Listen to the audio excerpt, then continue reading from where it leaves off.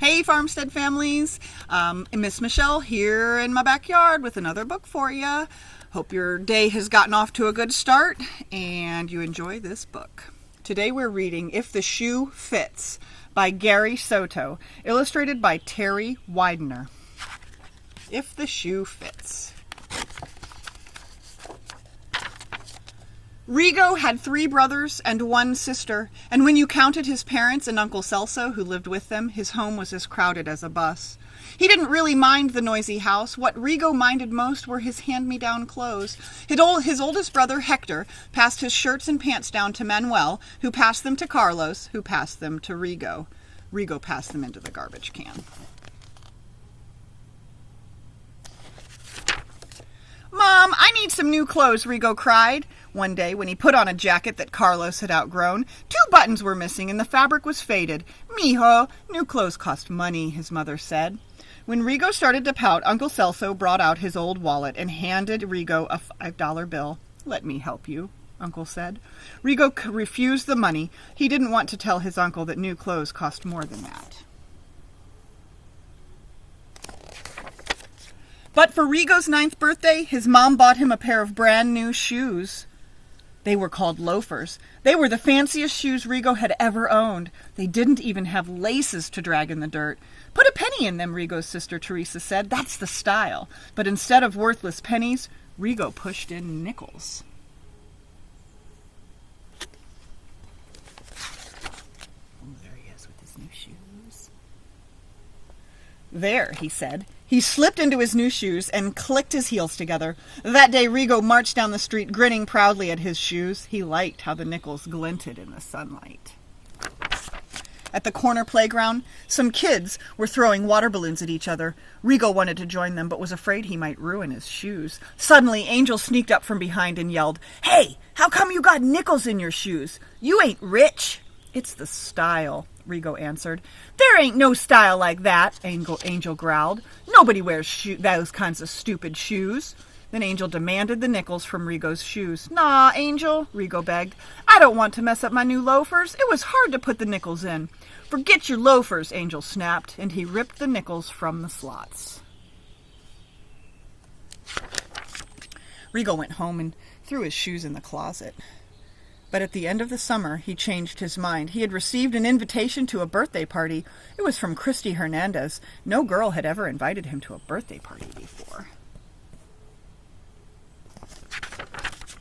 On the day of the party, Rigo brushed his teeth extra hard and combed his hair 4 different ways. He settled on slicking his hair back. He felt suave. Next, he put on his newest-looking hand-me-downs, and finally he got his fancy loafers from the closet. "Come on," he grunted, trying to cram his feet into the shoes. When he stood up, he knew the shoes were too tight. Pain stabbed the top of his feet as he took a step. He took off the torture shoes and stretched them, yanking on the leather. He put on his thinnest socks, and even though they had holes in the heels, Rigo left the house walking stiffly. After 3 painful blocks, he wished he were crawling instead of walking, but lucky for him, he discovered that his feet didn't hurt so much if he walked backwards. He walked like that all the way to the party. See him walking backwards. "Nice shoes," Christy said, greeting him at the door. "Thanks," said Rigo, trying to smile. He didn't want to tell her that they were killing his feet. He was sure that he had blood blisters and one of his little toes had fallen off. "But if you don't mind, I'm going to take them off." "Why?" Christy asked. Rigo's mind whirled for an answer. He clicked his fingers and said, "To play soccer!" When he scored 2 goals, his feet felt better. Over dinner that night, Rigo told his family that Christy's party was great. Everyone was there. Jose Luis, Julie, Debbie, Joey, Carolina, Lupe, Rachel, Sophia, Martin, Jamie, Lily, Maya, and Maya's little sister. I forgot her name. Plus some little cousins of Christy's who were still in their diapers. "Iole, that's a lot of kids to feed," Uncle Celso remarked. "Yeah, but a party's more fun with lots of kids," Rigo said. "Next year, mijo, we can have a party for you like that," his uncle said. "And you know why?" Rigo shook his head. "Because I have a new job as a waiter," Uncle announced. "I'll make a lot of money. Mucho dinero." After dinner, Uncle Celso began to gather the dirty plates from the table. Rigo's father protested. Leave them for the kids. No, hombre, I have to practice being a waiter, Uncle said. I'll help with the dishes, said Rigo. He liked to be with Uncle and listen to his stories about Mexico. Rigo rolled up the sleeves of his sweatshirt. As the two worked side by side, Rigo noticed that he was slightly taller than Uncle. He noticed that Uncle's pants were too loose for him and that his shirt had flecks of paint on it. He looked at Uncle's shoes. The next morning, Rigo brought his loafers to the couch where Uncle slept. ¿Qué es esto? Uncle asked, opening one eye. What's this? A present for you. Kinda used, but try them on. Uncle sat up and took the shoes. These are the most beautiful shoes I've ever had, he said. He patted Rigo's cheek. You don't mind if they're hand-me-downs? Rigo asked.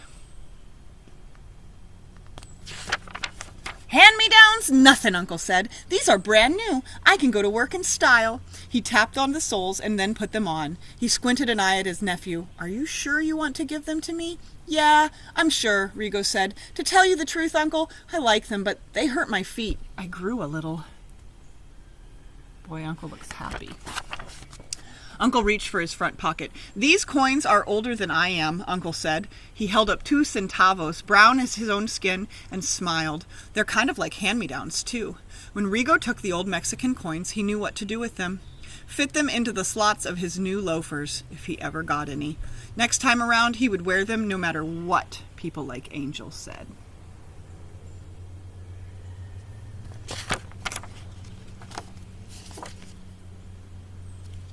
Have you ever gotten hand-me-down clothes? We love hand-me-down clothes here, but sometimes it's nice to have new things. We just have to be grateful for them.